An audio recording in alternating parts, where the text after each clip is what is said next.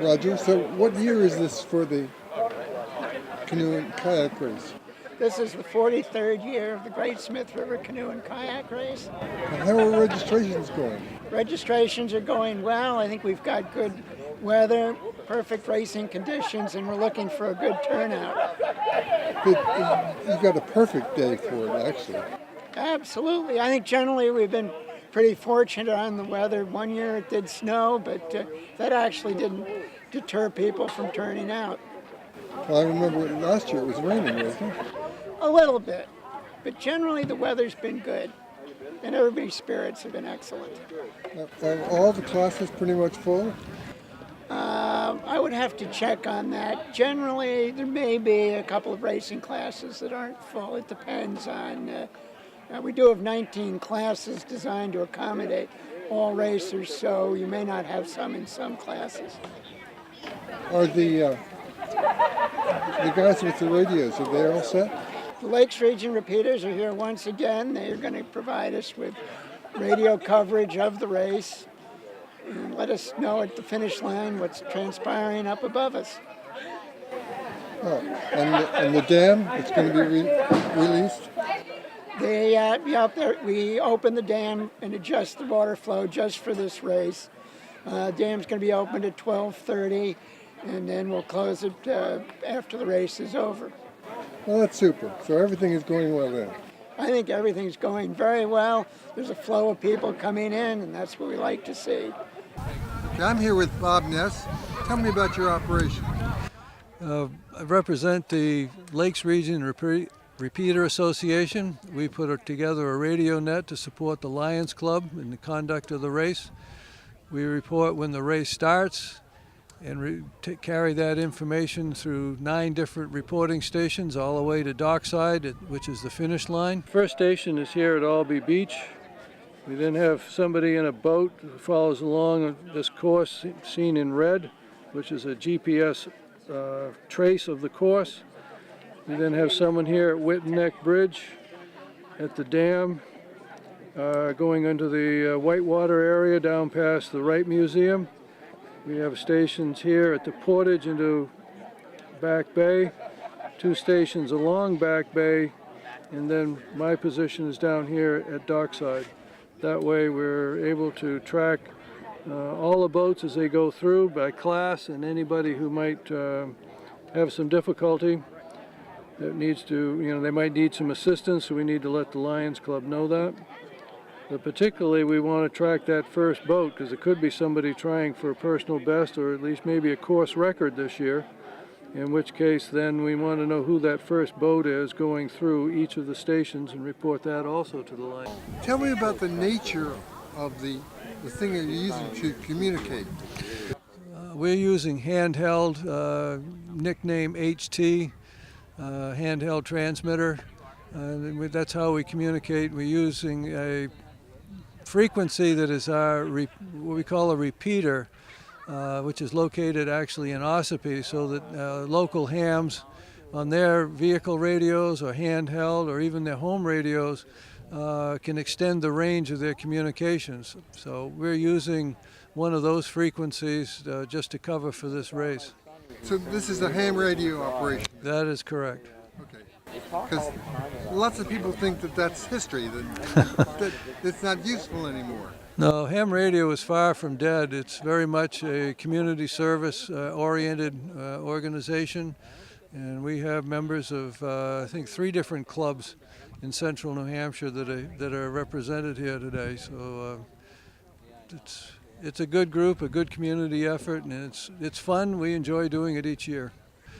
To be a ham, you have to be licensed with the FAA, which means you have to know the gear, you have to know radio procedure, antennas, and then pass exams for licenses at different levels of ham operation. So how many years have you been doing this for the canoe race? I think that's been, I guess I'm close to 15 years now. For taking your time to be on Wolfeboro Community Television. Well, thank you very much, Peter. Your group performs a significant purpose for this canoe race. And we're very happy to do it. It's great fun each year. Thanks for asking. Thanks, Bob. You're welcome. What vehicle are you using to race in today? We're paddling a Grumman canoe. A Grumman canoe? How many years have you been doing in this race? I think I've done it a total of 4 years or 5 years maybe. Spread out over many. How have you done? I don't His know. best race was a couple years ago, 2 years ago. Yeah. And have you ever overcome? I always completed. Have you No tipping. No tipping at all? Nope. Oh. Maybe today. There's still time. No, not today. Yeah, not today. Today there's hardly any wind or anything today. Well, we'll give it a shot. Yeah. Anyway, so we're excited. It's a great day for a race. There's some debate about where the stronger paddler goes, in front or back. I guess we got to go now. Yeah, okay, bye! I'm here with Kevin. And Kevin, tell me about what sort of instrument you're going to use today in this race. We just got a new paddle. So yeah, we have I think we're in the non-racing canoe category. Got an older Old Town canoe and yeah, a couple of new paddles, so should be good to go. Who's your partner in this? My dad. Oh, your dad? Yeah, second straight year. Yeah. You've done it 2 years in a row now? Yep. Yeah, he's probably done it 10 years in a row. Yeah, he's done it for a while, but for me, it's my second year. Kingswood Press, which again donated the entry forms and rules. Hugh Crawford, who organized the rescue boats on Lake Wentworth. The Lakes Region Repeaters, who provides radio communication. And I'd like to particularly thank Art Brunt, one of the founders of the race, who once more advised me and made sure that things got done correctly. The course description will be the same as in past years. You start out here, follow the yellow buoys over to the entrance to Smith River, down the smooth section of Smith River. When you get to Crescent Lake, you take a left, go down, follow the buoys to the Crescent Lake Dam, where there's a short portage. At that portage, as you're putting in, you should bear in mind that there is some turbulence and eddies behind the dam as the water goes through, so you may want to keep that in mind. From there, you go down the Whitewater stretch under the highway bridge, and you'll see some tall reeds on your right. The portage, entrance to the portage is just beyond those reeds.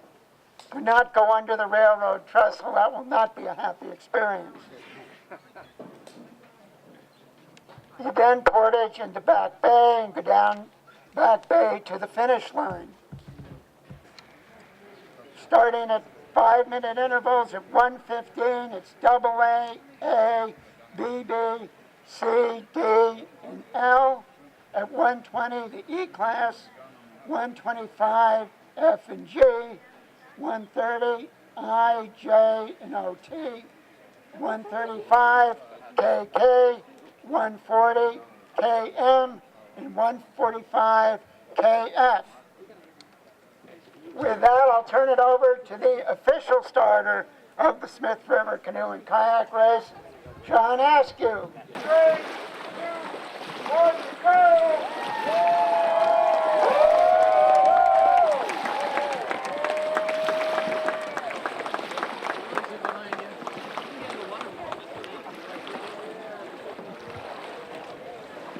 Starting in 5 minutes, so better keep.